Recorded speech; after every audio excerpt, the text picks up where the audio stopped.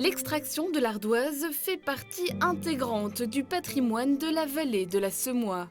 Dans ces mines, de nombreuses générations de travailleurs se sont succédées afin d'extraire la célèbre pierre bleue utilisée dans la construction de nombreuses maisons.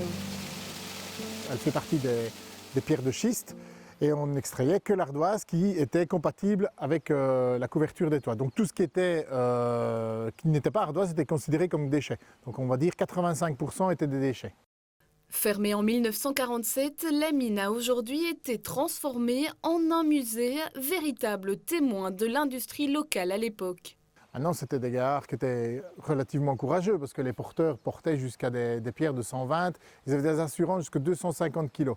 Les conditions de travail, ils travaillaient dans 85% d'humidité, plus la poussière, donc il y avait la silicose comme dans toutes les mines, plus l'éclairage, en fait ils travaillaient avec des mines, avec des lampes où il y avait du carbure de calcium sur lequel goûtait de l'eau et qui créait un gaz et ils se sont rendus compte en fait après avec le temps que le gaz est toxique aussi.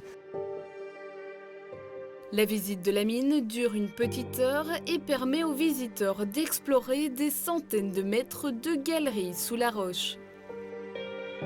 C'est l'identité de notre région de Halle. Il faut savoir quand même que sur le territoire ici, entre Halle et Rochaud, il y a 14 mines. Alors ici, il y en a déjà 3. Celle-ci, c'est celle Nancrette, c'est celle qui est visitée. Il y en a une toute petite là-bas qui s'appelle Espérance. Et au total, les autres sont répartis ça et là dans les bois. Et en fait, c'est un tunnel impressionnant parce que quand on voit le schéma des galeries qu'on a sur la région, ben oui, c'est un véritable gruyère. Depuis quelques années, une partie de l'exploitation a repris vie et vise désormais à revaloriser les déchets de roche. Le site d'Ardoiselle se situe sur les hauteurs de la Semois, une région propice à la découverte et au ressourcement. Oui, mais la Semois elle traverse tout le pays de Bouillon en Ardennes, donc de Herbemont jusqu'à Vresse avant de repartir sur la France et de se jeter dans la Meuse à Monthermé. Donc la Semois, c'est vraiment la colonne vertébrale de la région, c'est elle qui a façonné les vallées et les paysages. C'est grâce à elle qu'on a toute une série de magnifiques points de vue qui jalonnent nos promenades. Mais c'est aussi, la Semois, c'est aussi une série d'activités, le kayak, la baignade et tout ce qui est lié au plaisir aquatique.